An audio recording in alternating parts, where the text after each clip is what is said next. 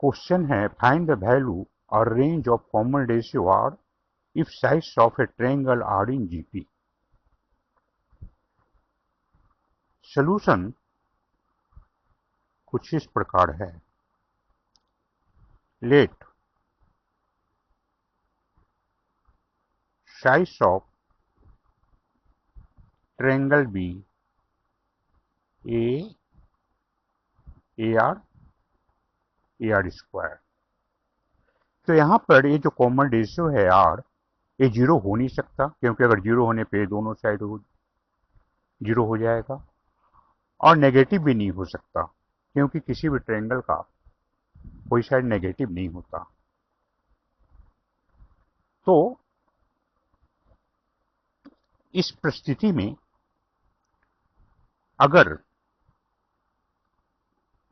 If r equal to 1, r 1 होने पर ए side भी ए साइड भी 1 इन a into 1 a into 1 square मैंने आर मैंने ए सॉरी ये तीनों साइड ए हो जाएगा। If r equal to a side तीनों साइड इक्वल होगा, यानी कि triangle is an equilateral triangle. अगर आर 1 के बराबर नहीं है तो हमारे सामने दो कंडीशन आता है।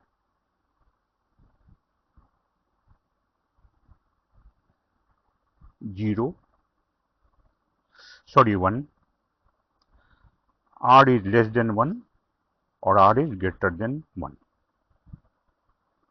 अगर आर 1 के बराबर है तो ट्रायंगल इक्विलैटरल हो गया, 1 का समस्या खत्म। अब देखें, अगर आर 1 से कम है, if are is less than 1,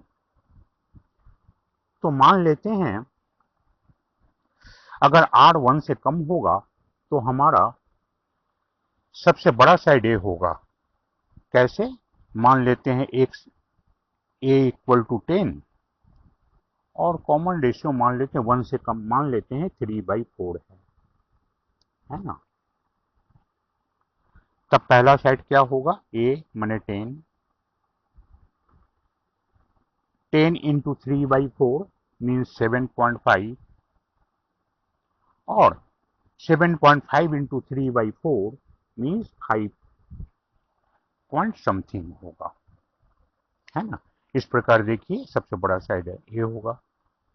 तो if are is less than 1 तो A is the largest side.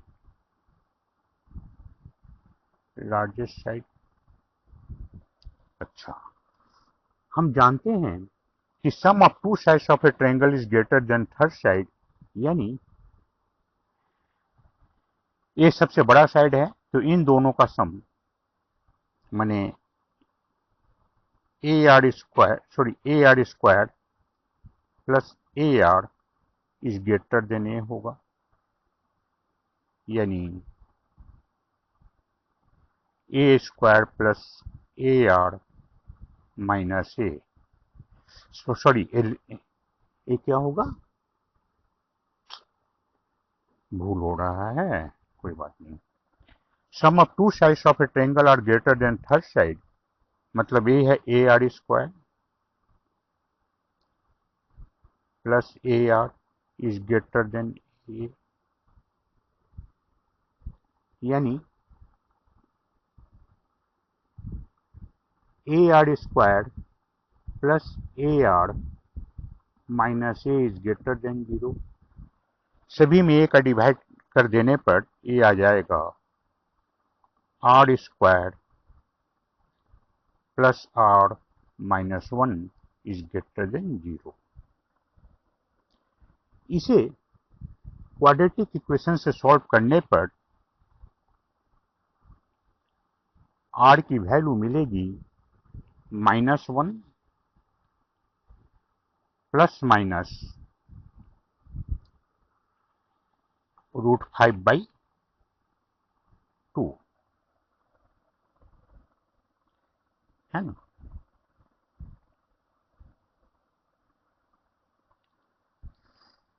अच्छा, इसका इक्विवेलेंट इक्वेशन 0 पकड़ लेंगे, ए आर का वैल्यू आएगा। इफ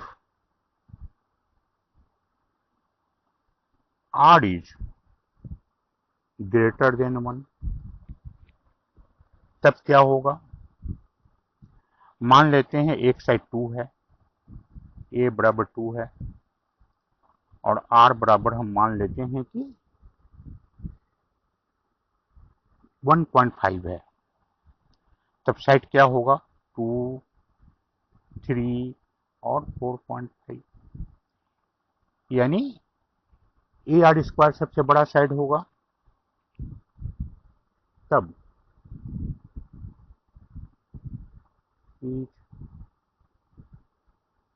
लार्जेस्ट साइड, यानी A plus A R is greater than AR square, implies A plus AR minus AR square is greater than 0। A का divide करने पर A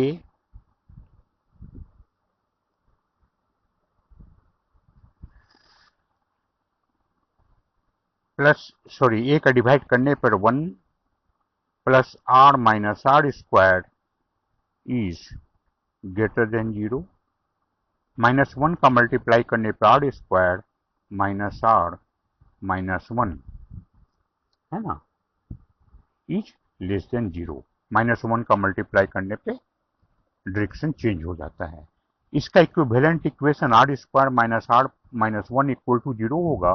उस परिस्थिति में आर का वैल्यू होगा 1 प्लस माइनस √5/2। ठीक है,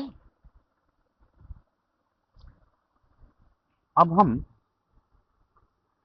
इन वैल्यूज को थोड़ा नंबर लाइन पर रिप्रेजेंट करके देखें।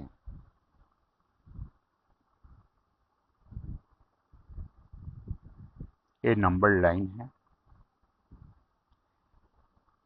ए मान लेते हैं 0 है, इस तरफ नेगेटिव इस तरफ पॉजिटिव। पहला जो वैल्यू है हमारा -1 माइनस √5/2, -1 माइनस √5/2 मान लेते हैं यहां पर है -1 माइनस √5/2। इसका वैल्यू कैलकुलेटर से 1.618 आता है, और दूसरा वैल्यू है -1 प्लस √5/2। मान लेते हैं यहां पर -1 प्लस √5/2, इसका वैल्यू 0.618 आता है। अब देखें तो 0 अगर इसमें हम डालते हैं इस इक्वेशन में, तो -1 is greater than 0।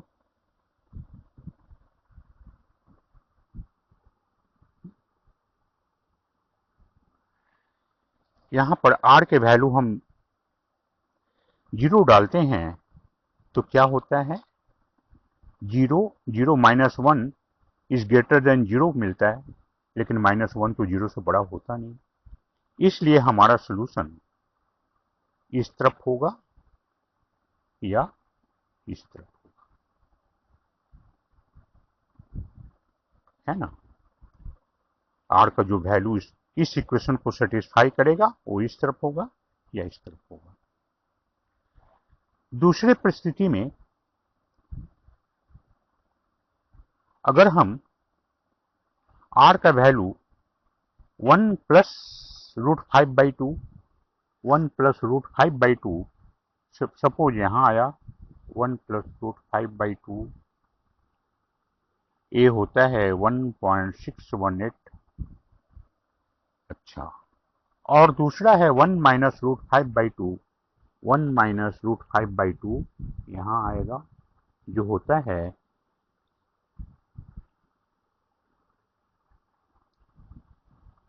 1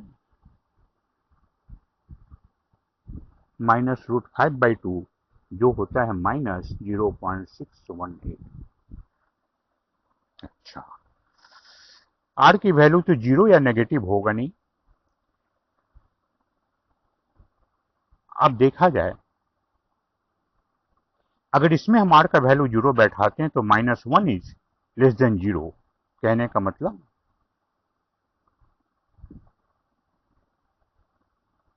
a solution दूसरे क्वेश्चन को सेटिस्फाई करेगा।